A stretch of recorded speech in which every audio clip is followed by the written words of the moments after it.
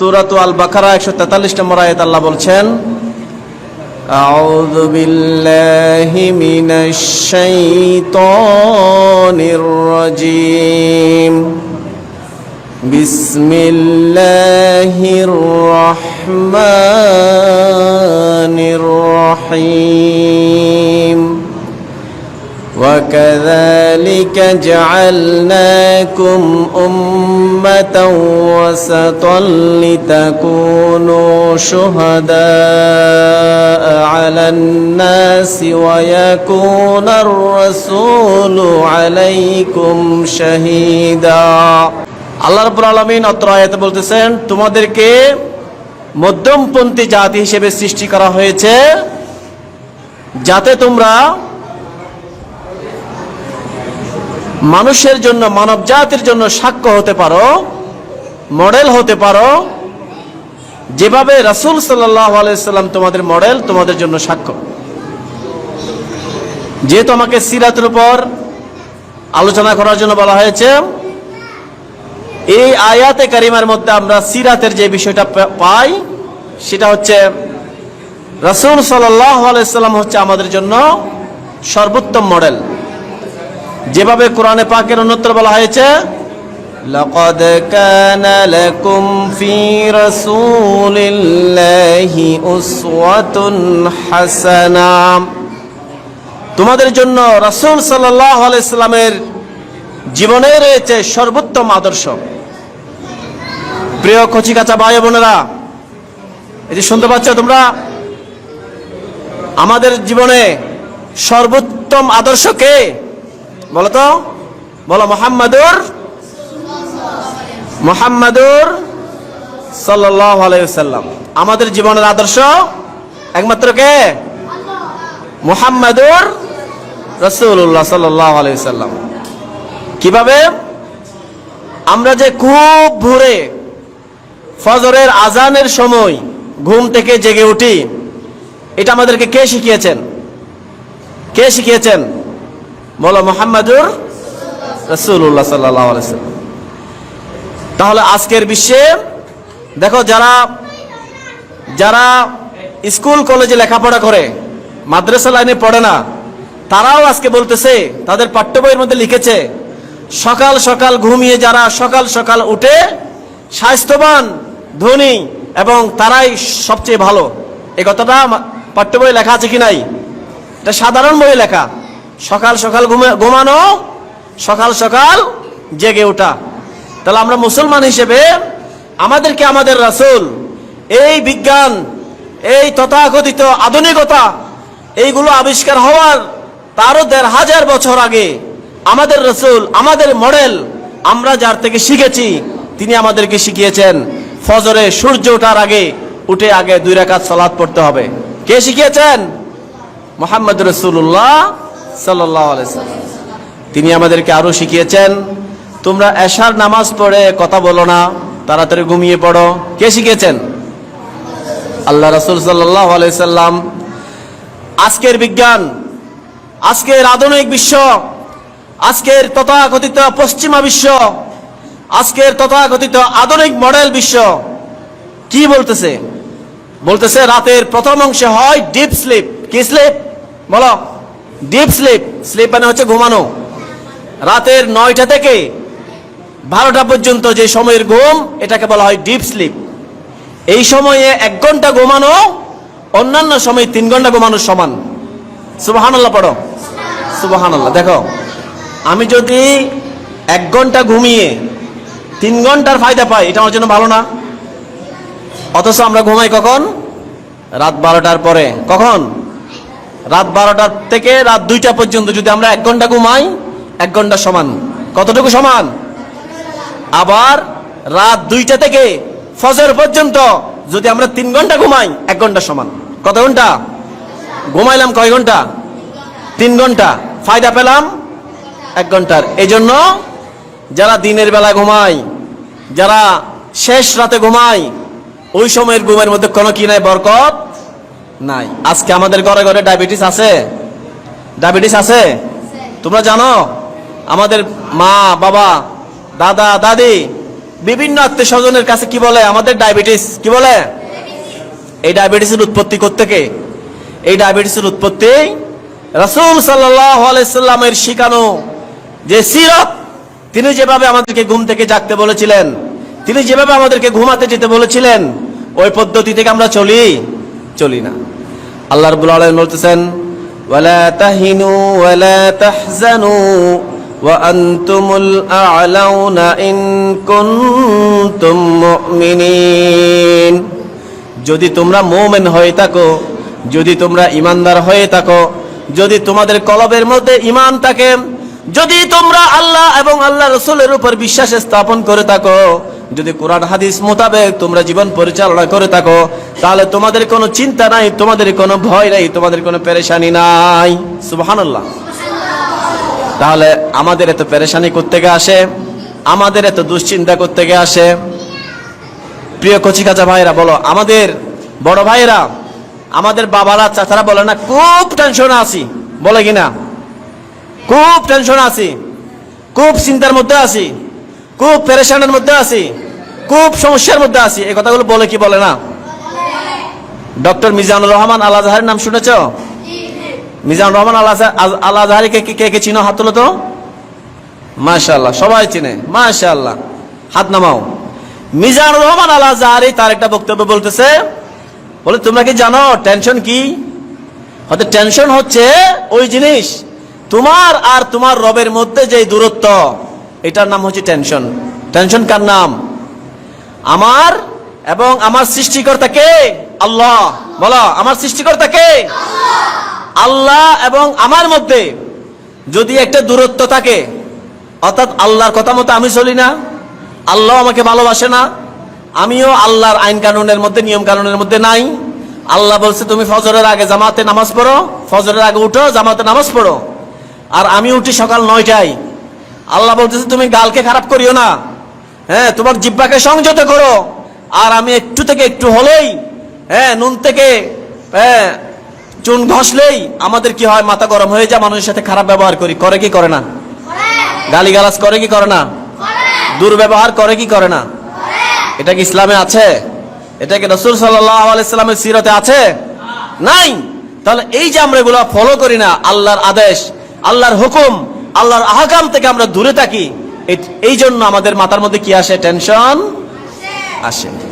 আমাদের প্রিয় নবী, বিশ্ব নবী মুহাম্মদুর রাসূলুল্লাহ সাল্লাল্লাহু আলাইহি সাল্লামের শত হাজার হাজার হাদিস আমরা পড়েছি, কোরআনের 666টা আয়াত আমরা পড়েছি। কোন জায়গায় তো পেলাম না আমার নবী, বিশ্ব নবী মুহাম্মদ রাসূলুল্লাহ সাল্লাল্লাহু আলাইহি সাল্লাম টেনশন করতেছিলেন। দুনিয়াবি কোনো কারণে টেনশনে ছিলেন, দুনিয়াবি কোনো কারণে হতাশাগ্রস্ত ছিলেন।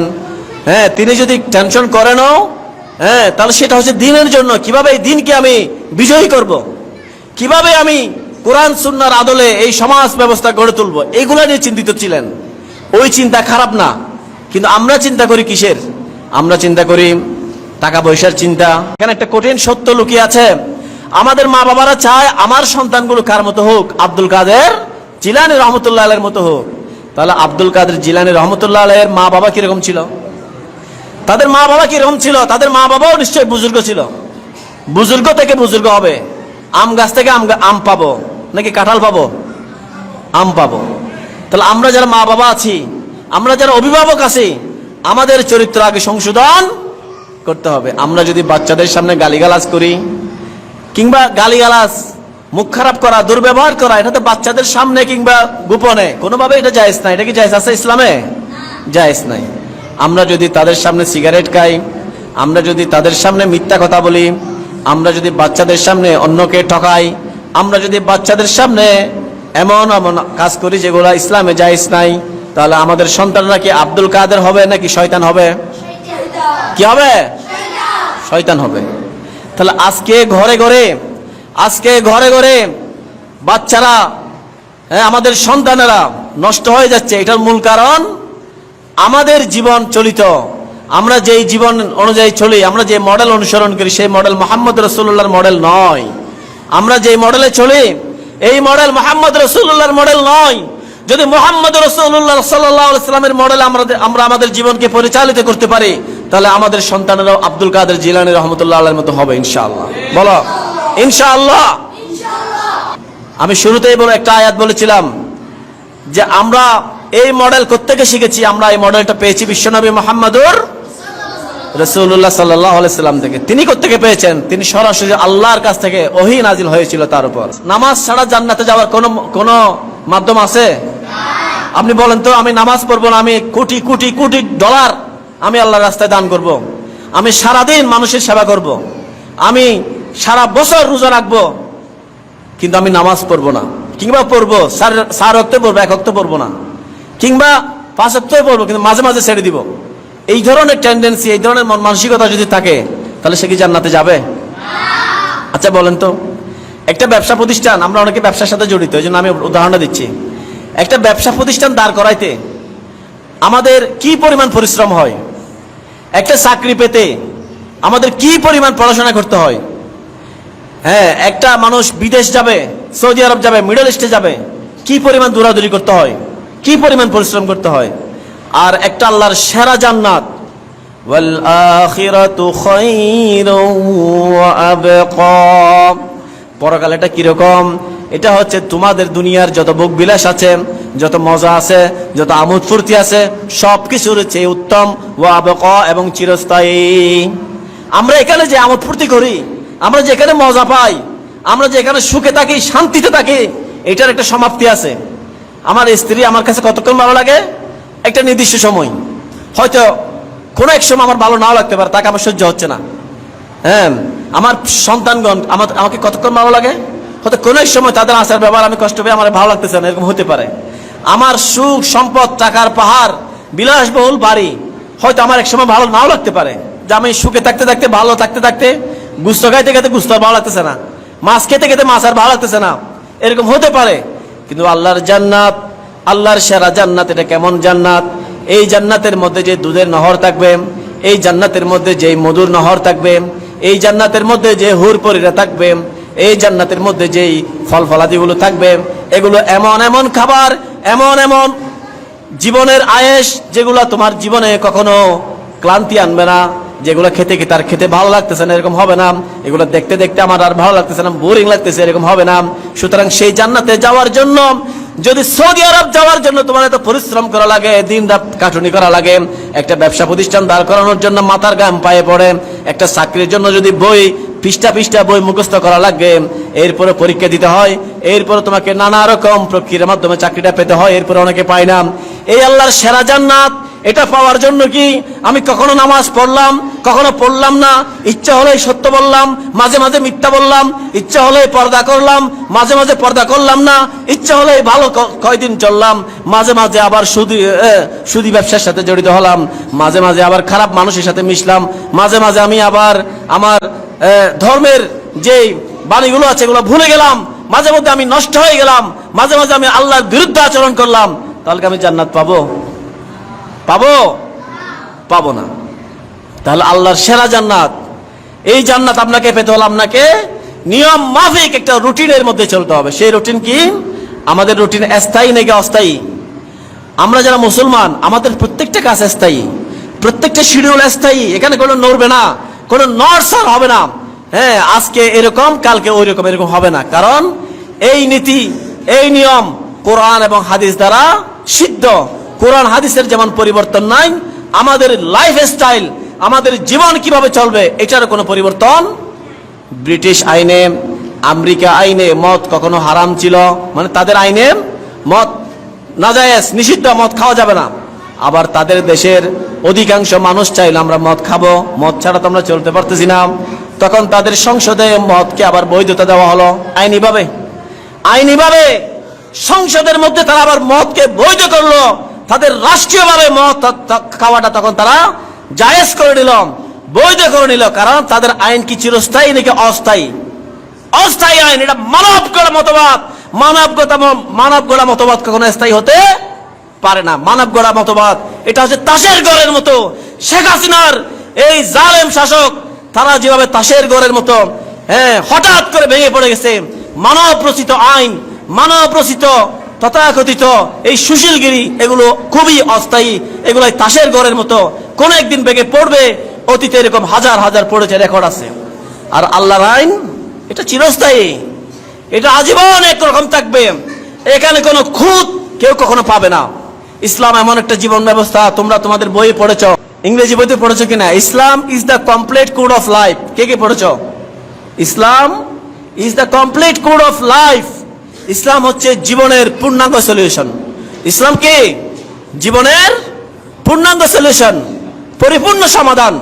তাহলে ইসলামের মধ্যে যেমন সংসার নীতি আছে, ইসলামের মধ্যে আছে সমাজনীতি, ইসলামের মধ্যে আছে প্রতিবেশীর সাথে কিরকম ব্যবহার করতে হবে, ইসলামের মধ্যে রয়েছে রাষ্ট্রনীতি, চুরি করলে কি করতে হবে, এই নীতি ইসলামে মনে হয় নাই। আছে নাকি নাই? আছে। চুরি করলে কি করতে হবে সমাধান আছে কি নাই? জেনা করলে, ডাকাতি করলে, এবং প্রত্যেকটা ফৌজদারি অপরাধ এর কিভাবে নিষ্পত্তি হবে, কিভাবে সমাধান হবে, সম্পত্তি বাপে কতটুকু পাবে, মা কতটুকু পাবে, বউ কতটুকু পাবে। কাফের মুশরিকদেরকে এই চ্যালেঞ্জ কেউ মোকাবেলা করতে পেরেছে আজকে পর্যন্ত? পারে নাই। ইসলামকে আদর্শিকভাবে মোকাবেলা করতে কেউ পারে নাই। এই জন্য নাস্তিকরা তারা সরাসরি ইসলামকে আক্রমণ করতে ভয় পায়। সরাসরি বলে না নামাজ পড়িও না, তারা বলে কি? বলে তোমরা ফজরের নামাজ পড়বা, মুয়াজ্জিন আজান দিবে, নামাজ পড়বা, বাসায় এসে রবীন্দ্রনাথ শুনবা। বলছে কি বলে নাই? বলছে কি বলে নাই? গান বাজনা বাদ্যযন্ত্র এগুলোর ব্যাপারে ইসলামের দিক নির্দেশনা আছে কি নাই? আজকে এখানে তফসির মাহফিল করলাম, কালকে এখানে কি গান বাজনা করা যাবে? বা আজকে একই ব্যক্তি, একই যারা উদ্যোক্তা তফসির মাহফিল করছি আমরা, কালকে যদি একই ব্যক্তি, একই উদ্যোক্তা ওই এখানে বিলের মাঠে একটা নাচ গানের আসর করে, এটা কি হবে? হবে না, এটা করা যাবে না। এটা দ্বিচারিতা, এটা মুনাফিকি। মুনাফিকদের স্থান জাহান্নামের সর্বনিম্ন স্তরে। এই জন্য যারা ইসলামকে ভালোবাসে তাদেরকে ইসলামকে ভালোবাসতে হবে কি শুধু মসজিদে, শুধু নির্দিষ্ট কোনো কালচারে, নাকি সমস্ত জায়গায় ইসলামকে ভালোবাসতে হবে? আমি যখন চাকরিতে যাব, ওই চাকরি করব কোন নীতিতে? বলো ইসলামের নীতিতে। বলো কোন নীতিতে? ইসলামের নীতিতে। আমি যখন সংসার করব কোন নীতিতে সংসার করব? প্রিয় ভাইরা, প্রিয় মুরব্বীরা, একটু বলতে হবে। আমি যখন সংসার করব এই সংসারের নীতি কি হবে? ইসলাম হবে নাকি অন্য কোনো মানব গড়া মতবাদ হবে? ইসলাম হবে। ইসলামে কি বলা হচ্ছে? ওয়াশিরুহুন্না বিল মারুফ। তোমরা তোমাদের স্ত্রীদের সাথে সৎভাবে সংসার করো, সুন্দরভাবে সংসার করো, উত্তমভাবে সংসার করো। হুন্না লিবাসুল লাকুম ওয়া আনতুম লিবাসুল লাহুন্না। তোমরা তাদের পোশাক আর তারা তোমাদের পোশাক, একে অপরের পোশাক স্বরূপ। তোমরা তাদের সাথে উত্তম আচরণ করো, তাদের সাথে সুন্দরভাবে সংসার করো। এখন আমি এখানে ওয়াজ নিষেধ করে গেলাম, বাসায় গিয়ে যদি আমার বউর সাথে আমি যদি খারাপ ব্যবহার করি, এটা কি ইসলামের মধ্যে পড়ছে? পড়ে নাই। বাসায় গিয়ে আমি যদি আমার ভাবিকে বলি, ভাবি আমাকে এক কাপ চা বানায় দাও তো, এটা কি ইসলাম? কারণ ইসলামে পর্দার বিষয় আছে কি নাই? আছে কি নাই? জনৈক হিন্দু যাজক সে বলতেছে আমি ইসলাম কবুল করতাম, আমি শুধু একটা কারণ ইসলাম কবুল করি না, সেটা হচ্ছে ইসলামের মধ্যে আমি কোন দিকে থুতু ফেলবো সেটাও তারা নির্দেশনা দিয়ে দেয়। আমার নিজের ব্যক্তিগত স্বাধীনতা নাই। আসলেই যারা মুসলমান দাবি করে, এই মুসলমান নামের অর্থ কি আপনারা দেখেন? মুসলমান শব্দের অর্থ হচ্ছে আত্মসমর্পণকারী। মুসলমান শব্দের অর্থ কি? সারেন্ডারকারী, আত্মসমর্পণকারী। আমার নিজের কোনো চয়েস নাই, আমার নিজের কোনো মতামত নাই। সমস্ত মতবাদ, সমস্ত আমার চিন্তা ভাবনা সবকিছু ইসলাম কেন্দ্রিক। আমার রাসূল যেভাবে বলেছে আমাকে ঠিক সেভাবেই করতে হবে, কোনো প্রশ্ন করা যাবে না। আনুগত্য করতে হবে নিঃশর্ত আল্লাহ এবং আল্লাহর। আতিউল্লাহ ওয়া আতিউর রাসূল। তোমরা আল্লাহর আনুগত্য করো, রাসূলের আনুগত্য করো। ওয়া উলিল আমরি মিনকুম। তোমাদের মধ্যে যারা আদেশের মালিক, তোমাদের মধ্যে যারা নেতৃস্থানীয়, কর্তৃত্বস্থানীয়, তাদের আনুগত্য করো। এখানে একটা কথা আছে, আল্লাহর আনুগত্য করতে বলা হচ্ছে, তাহলে আমরা কোরআন হাদিসের মধ্যে যে সমস্ত দিক নির্দেশনা পাই এগুলো মেনে চলবো। রাসূলের আনুগত্য করতে বলা হচ্ছে, তাও একই। কোরআন হাদিসের মাধ্যমে আমরা যে নির্দেশনাগুলো পাই সেগুলো মেনে চলবো। আবার বলছে তোমাদের মধ্যে যারা নেতৃস্থানীয়, তোমাদের মধ্যে যারা কর্তৃস্থানীয়, তোমাদের মধ্যে যারা আদেশ দানকারী, হুকুমকর্তা, তাদেরও মানো। তাহলে তাদেরকে মানার ক্রাইটেরিয়া কি? তাদেরকে মানার ক্রাইটেরিয়া হচ্ছে আমরা তাদের অন্ধ আনুগত্য করব না। আমরা কি করব না? একটু শিখতে হবে। আমরা কি করব না? অন্ধ আনুগত্য করব না। তাহলে কিভাবে আনুগত্য করব? তাদের আনুগত্য করাটাও ফরজ, এটাও আল্লাহর নির্দেশ। তাদের আনুগত্য করার ক্ষেত্রে আগের দুইটি বিষয় মিলাতে হবে। সেটা কি? আতিউল্লাহ ওয়া রাসূল, আল্লাহ এবং রাসূল।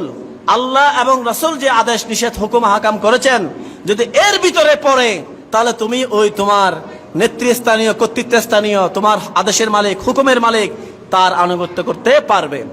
যদি তারা লা তাআতা ফি মাসিয়াতিল খালিক, হ্যাঁ, খালেক সৃষ্টিকর্তার বিরোধিতায় কোনো সৃষ্টির আনুগত্য করা যাবে না। আমার মা বাবার কথা শোনাটা কি ফরজ নাকি নফল?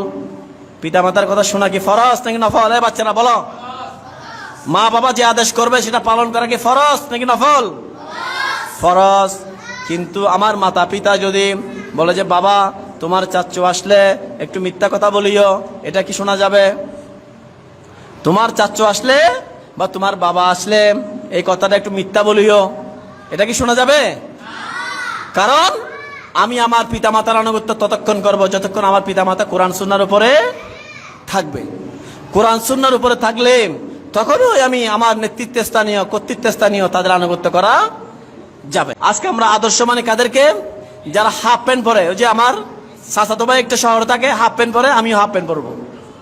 আমার জ্যাঠাতো ভাই একটা, আমার জ্যাঠাতো ভাইয়ের একটা ফ্যামিলি শহরে থাকে, তারা ডিনার করে রাত 12টায়, আমরাও রাত 12টায় ডিনার করব। তাহলে এই আদর্শগুলো কাদের? এগুলো কি মুসলমানদের আদর্শ? প্রিয় ভাইয়েরা বলো, এগুলো মুসলমানদের আদর্শ? মুসলমানদের আদর্শ কি? মুসলমানদের আদর্শ তো সেইটা যেটা মহানবী বিশ্বনবী মুহাম্মদ রাসূলুল্লাহ দেখিয়েছেন। তিনি কি বলেছেন? তিনি বলেছেন এশার নামাজ পড়ে বেশি কথা বলার দরকার নাই। তিনি হাদিসে এসেছে এশার নামাজ পড়ে তিনি কথাই বলতেন না, কথা বলাটা অপছন্দ করতেন। তাহলে দেখো, শয়তানরা একটা মিটিং করতেছিল। এ বাচ্চারা একটা গল্প শোনো। শয়তানরা একটা মিটিং বসছে। কি বসছে? কারা বসছে? শয়তান। তো শয়তানরা পরামর্শ করতেছে, মানুষ তো আমাদের চিরশত্রু, আমরা তাদের কি চিরশত্রু? শয়তান আমাদের কি প্রকাশ্য শত্রু? বলো, শয়তান আমাদের কি? হ্যাঁ। তাহলে এই শয়তানরা মিটিং করতেছে, আলোচনা করতেছে মানুষকে কিভাবে তাদের ধর্ম থেকে, তাদের জান্নাত থেকে ধরে নিয়ে জাহান্নামে নিক্ষেপ করা যায়। আসলে সবাই একটা একটা পরামর্শ দাও। সবাই পরামর্শ দিচ্ছে। তার মধ্যে একটা শয়তান পরামর্শ দিল, আমার মধ্যে একটা দারুণ আইডিয়া এসেছে। বলো, সেই আইডিয়াটা কি? বলো যে আইডিয়াটা হলো মানুষের ঘড়ি পরিবর্তন করে দাও, সময় পরিবর্তন করে দাও। শয়তান বলল, এটা কেমনে? ঘড়ি পরিবর্তন করে দিলে, সময়ের পরিবর্তন করে দিলে কেমনে তারা মিসগাইড হবে, কেমনে তারা জাহান্নামে যাবে? দেখেন, এর অল্প একটু সময় আমাকে শুনেন, আমি শেষ করে দিচ্ছি। মানুষের ঘড়ি কিভাবে শয়তান পরিবর্তন করে দেয়, মানুষের ঘড়ি কিভাবে এখন পরিবর্তন করে দিয়েছে। আজকে কি বার? শনিবার। কিন্তু এখন আজকে মূলত হচ্ছে আজকে রবিবার। কিভাবে? যখন মাগরিবের সময় চন্দ্র উঠেছে, মাগরিবের সময় অতিবাহিত হয়েছে, আজকের রাতটা হচ্ছে রবিবারের রাত। আজকের রাতটা কিসের রাত? রবিবারের রাত। এটা কিন্তু ইসলামিক ক্যালেন্ডারে, ইসলামিক নিয়মে আজকের দিনটা, আজকের এই রাতটা রবিবারের রাত।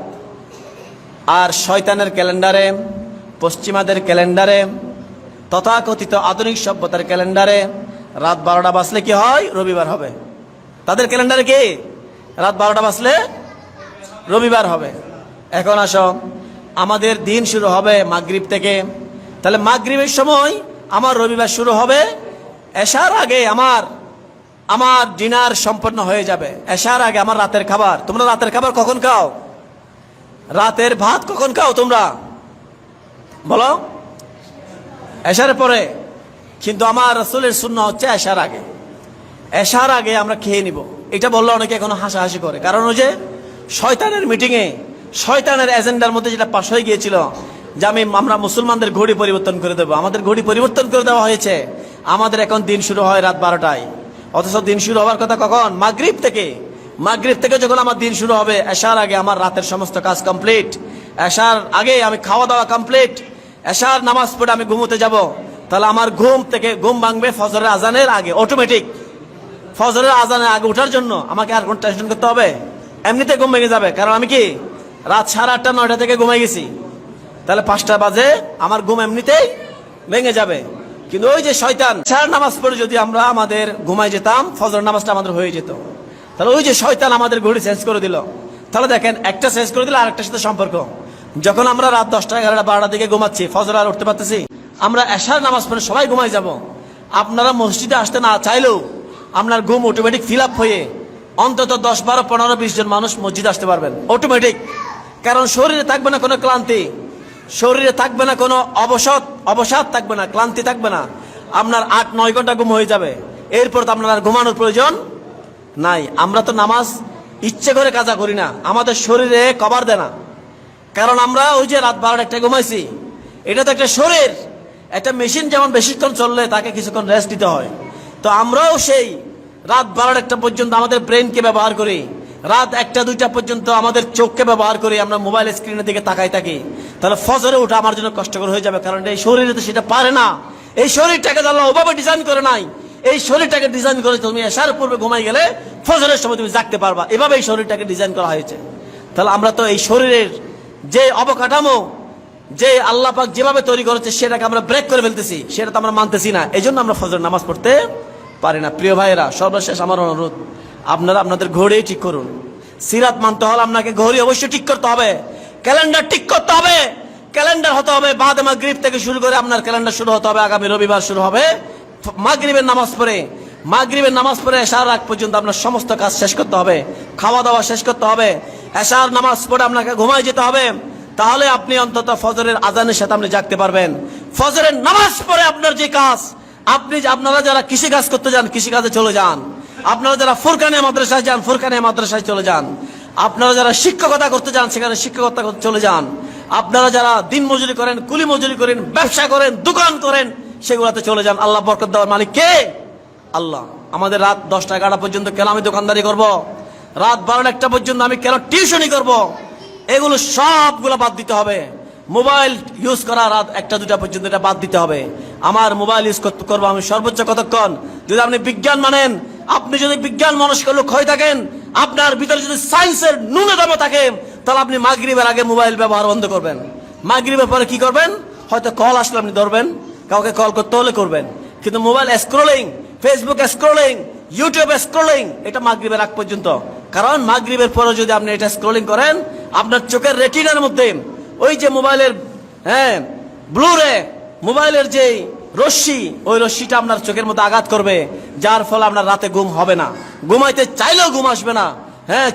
চোখ আপনি বন্ধ করলেও চোখটা বারবার খুলে যাবে। কেন? ওই যে মোবাইলের কারণে।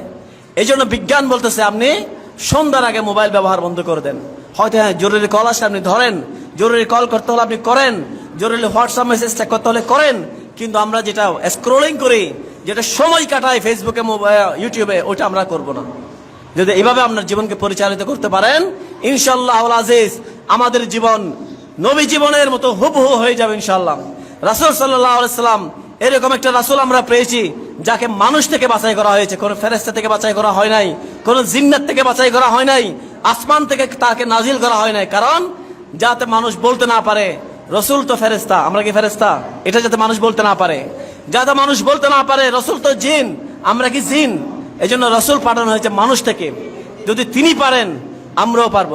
তার উপরে স্পেশাল রহমত ছিল, আমরাও আল্লাহ বলছে লা ইউকাল্লিফুল্লাহু নাফসান ইল্লা উসআহা, মানুষ যতটুকু পারে আমি তার উপর ততটুকুই চাপিয়েছি। মানুষ যেটা পারে না আল্লাহ সেটা ফরজ করে নাই। হজ করা ফরজ নাকি নফল? এই ছাত্ররা বলো, হজ করা কি ফরজ না নফল? ফরজ। কিন্তু সবার উপরে ফরজ না, যার সামর্থ্য আছে তার উপর ফরজ। তাহলে ইসলাম এটা হচ্ছে ইজি গোয়িং, সফট, একেবারে মানার মতো, জানার মতো, পারার মতো, এখানে কষ্টকর কিছু নাই। তাহলে যার হজ করা ফরজ নাই, আল্লাহ যদি তাকেও হজ ফরজ করে দিত, তাহলে ইসলাম পালন করা কঠিন হয়ে যেত, আমাদের জন্য কঠিন হয়ে যেত না? এই জন্য বলা হচ্ছে যারা সামর্থ্যবান মক্কা পর্যন্ত গিয়ে যে আসতে পারবে, কোলাইতে পারবে টাকা পয়সায় ধন দৌলতে, তার উপর হজ ফরজ। যাকাত কি ফরজ না নফল? স্বাভাবিকভাবে ফরজ, কিন্তু সবার উপরে ফরজ। যার নিসাব পরিমাণ সম্পদ আছে তার উপর ফরজ। অনুরূপভাবে আমি দাঁড়িয়ে দাঁড়িয়ে নামাজ পড়তে পারি না, তাহলে বলো যে তোমার দাঁড়ানো কিন্তু ফরজ। নামাজের মধ্যে 13 ফরজের মধ্যে এক ফরজ কি? দাঁড়িয়ে নামাজ পড়া। তাহলে আমি দাঁড়াতে পারি না, আল্লাহ বলতেছে কোনো অসুবিধা নাই বান্দা তুমি বসে পড়ো। আল্লাহ আমি তো বসতেও পারি না, বান্দা কোনো অসুবিধা নাই তুমি শুয়ে শুয়ে পড়ো। আল্লাহ তাও তো সম্ভব হচ্ছে না, যেভাবে পারো সেভাবে তুমি ইশারায় নামাজ পড়ো। সুবহানাল্লাহ। আল্লাহ ইসলামকে কত সহজ করে দিয়েছেন। অনুরূপভাবে সব কিছু আমাদের লেনদেন মুআমালাত সব কিছুর ক্ষেত্রে এখন অনেকে বলে আমার টাকা পয়সার সমস্যা, এজন্য আমি ব্যাংক থেকে একটা ঋণ নিলাম, একটা লোন নিলাম, এনজিও থেকে, ব্র্যাক ব্যাংক থেকে, আশা ব্যাংক থেকে একটা কি নিলাম, মাসিক কিস্তি নিলাম। কিস্তি কেন নিলা? কিস্তি তো সুদ। তুমি কি জানো না সুদ খাওয়া মানে আপন মায়ের সাথে জেনা করার সমান, আল্লাহ এবং আল্লাহ রাসূলের সাথে যুদ্ধ করার সমান। বলে যে কি করব, টাকা তো পাই না, টাকা তো কেউ দেয় না, টাকা লাগতেছে। টাকা কেন লাগতেছে? ব্যবসা করার জন্য লাগতেছে, ঘরে টিন দেওয়ার জন্য লাগতেছে, ঘরে বেড়া দেওয়ার জন্য লাগতেছে। এখন আপনি যদি যারা সুদ খায় না, যারা সুদের লেনদেন করে না, তাদেরকে সমস্যাকে আল্লাহ সমাধান করতেছে না, এরকম মানুষ কি পৃথিবীর বুকে নাই? যার শত টাকার প্রয়োজন, যার বেড়া দেওয়ার প্রয়োজন, চাল দেওয়ার প্রয়োজন, সিএনজি নেওয়ার প্রয়োজন, রিক্সা কেনার প্রয়োজন, দোকানে মাল কেনার প্রয়োজন, তারপরও আল্লাহর দিকে তাকিয়ে, রাসূলের দিকে তাকিয়ে সে ওই সুদের ওই কিস্তির টাকা গ্রহণ করতেছে না। আল্লাহ কি তাকে চালাচ্ছে না? আপনাকেও চালাবে। আপনি চলতে পারেন না কেন? কারণ আপনার উপর আল্লাহর প্রতি আপনার কি নাই? ভরসা নেই। আপনার ভরসা হচ্ছে কিসের উপর? ওই কিস্তির টাকার উপর। এবার কিস্তির টাকা নিয়ে আপনি কার সাথে যুদ্ধে নামছেন? আল্লাহর সাথে, রাসূলের সাথে। আল্লাহ এবং রাসূলের সাথে কেউ যদি যুদ্ধে নামে, সে কি যুদ্ধে জয় হতে পারবে নাকি তার ভরাডুবি হবে, নাকি তার পরাজয় হবে? বলেন। আল্লাহর সাথে কেউ যুদ্ধ করলে তার কি জয় হবে?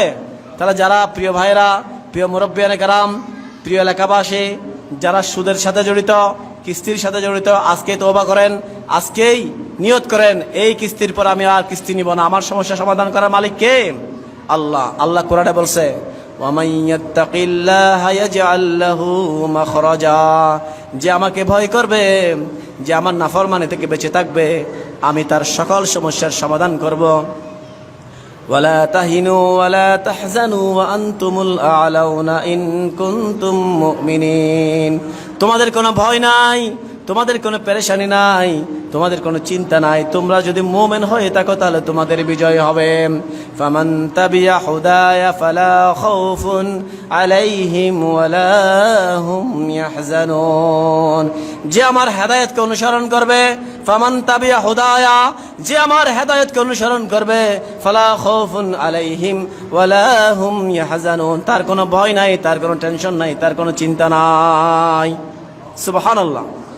তাহলে আমরা আজকে থেকে আমরা বলবো যা টেনশন আছে তার হচ্ছে তার রবের সাথে কি আছে? দূরত্ব আছে। আমি রিক্সা চালাই, নো ম্যাটার, আমি আমার আজকের রাতের খাবার আমার ঘরে মজুদ নাই, নো ম্যাটার, কোনো সমস্যা নাই। আমার মালিক কে? আমার রিজিক দাতা কে? আমি যদি আল্লাহর চাকরি ঠিক মতো করি, আমার সমস্ত দায় দায়িত্ব কার? আল্লাহ। আল্লাহ বলছেন সূরা হুদের 6 নম্বর আয়াত, আল্লাহ বলতেছেন যে জমিনে বিচরণশীল এমন কোন প্রাণী নাই যার রিজিকের দায়িত্ব আমি নিই নাই। জমিনে বিচরণশীল এমন কোন প্রাণী নাই, এমন কোন পোকা মাকড় নাই, এখানে মানুষ আছে কি নাই? ওয়ামা মিন দাব্বাতিন ফিল আরদি ইল্লা আলাল্লাহি রিজকুহা। জমিনে বিচরণশীল এমন কোন প্রাণী নেই যার রিজিকের দায়িত্ব আমি নিই নাই। তাহলে আল্লাহর কথা বিশ্বাস করেন না ভাই? আল্লাহর কথা বিশ্বাস করেন? আল্লাহ বলছে আমি দায়িত্ব নিছি, তুমি কি খাবে, কি পরবে, তোমার কি হবে না হবে, এটার দায়িত্ব কার? আল্লাহ। তাহলে আমি আল্লাহ, আমার কাজ কোনটা? আমার কাজ হচ্ছে একটা, সেটা হচ্ছে আল্লাহর গোলামি করা। আল্লাহর গোলামি যেভাবে করা উচিত সেভাবে আল্লাহর গোলামি করা, আল্লাহর নাফরমানি না করা। আল্লাহ যেভাবে আমার দিনকে শুরু করতে বলছে সেভাবে শুরু করা, যেভাবে দিনকে শেষ করতে বলছে সেভাবে শেষ করা, রাসূল সাল্লাল্লাহু আলাইহি ওয়াসাল্লামের সিরাত অনুযায়ী আমার জীবনকে পরিচালিত করা, তাহলে আমি সফল। হ্যাঁ, সর্বশেষ একটা আয়াত বলে শেষ করতেছে, ফামান যুহজিহা আনিন নার ওয়া উদখিলাল জান্নাতা ফাকাদ ফাস। যাকে সেদিন আগুন থেকে দূরে রাখা হবে, জান্নাতে প্রবেশ করানো হবে, সেই ব্যক্তি সফল। আজকের দুনিয়ায় কে এসপি হলো, কে ডিসি হলো, কে মৌলবী হলো, হ্যাঁ, কে কামার কুমার, কিচ্ছু আসে যায় না। যদি সেদিন জাহান্নাম থেকে বেঁচে জান্নাতে ঢুকতে পারে তাহলে ওই ব্যক্তিটা সফল। ওয়া আখিরু দাওয়ানা আলহামদুলিল্লাহি রাব্বিল আলামিন। আসসালামু আলাইকুম ওয়া রাহমাতুল্লাহি ওয়া বারাকাতুহু।